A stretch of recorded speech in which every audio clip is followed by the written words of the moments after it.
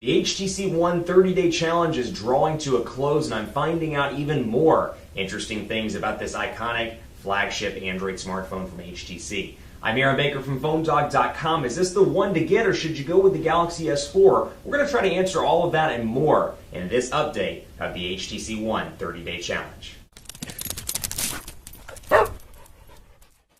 I've spent 28 days with the HTC One, which is the newest flagship smartphone from HTC.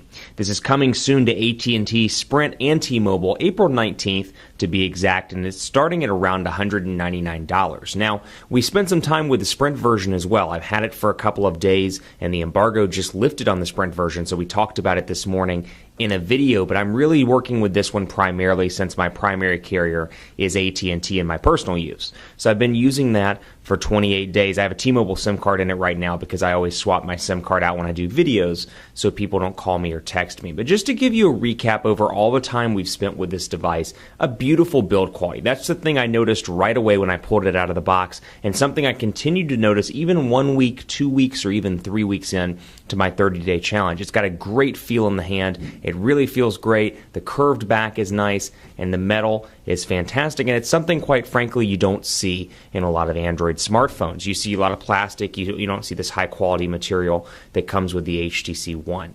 I love the fact that the speakers are on the outside. Really a nice touch, and something that's kind of one of those things where you think, why didn't they think of this sooner? The speakers need to be on the side that the person is listening from, not on the back of the phone. That doesn't seem to make a whole lot of sense.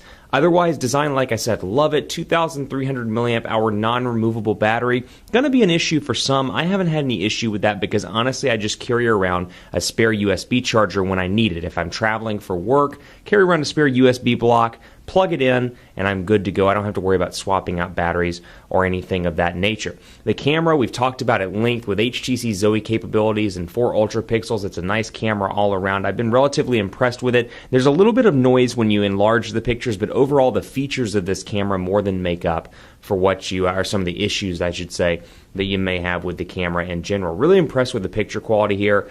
No issues, and the Zoe is really a nice touch where you can go in, take pictures throughout the day, and have HTC Zoe compile a combination of pictures and videos and really show you your day in moving picture or moving color. It's really a nice touch to this device and something that sets it apart from other competitors on the market, be it from Motorola or Samsung or LG.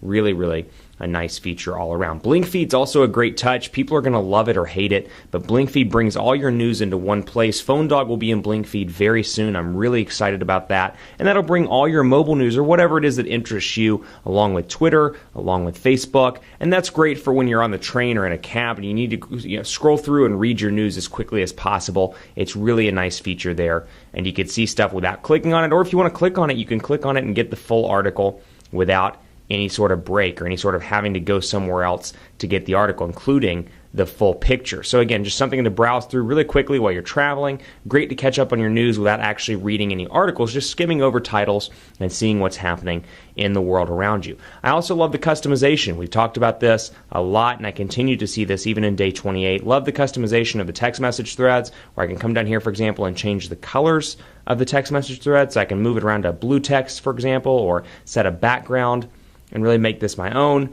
and I like that feature a lot. So I can do that and come back in here, for example, and see Mr. Rogers, and there we go. So I've got that and just a test text message thread, as you can see here, different colors, different look and feel. So overall, huge improvement from anything HTC's done in the past couple of years. Love the build quality here. Battery life, yeah, it could use some work, but keep in mind, if you're coming from a Note 2 or you're coming from a Droid Razr Max or a Droid Razr Max HD, the battery isn't going to be obviously as great. But if you're coming from a normal smartphone, this is more than enough to power you through a regular day. Now, will I carry this? You're going to have to wait for the final conclusion video, which is coming very soon on PhoneDog.com. I will spoil it a little bit for you, though. I have trouble carrying it considering the fact that this is the international version. It's HSPA Plus only. If this were the AT&T 4G LTE version, I'd very seriously consider carrying it. I love this phone, love the way it feels in the hand. Unfortunately, in a market like Dallas, there's a noticeable difference between LTE and HSPA Plus. I mean, I get speeds regularly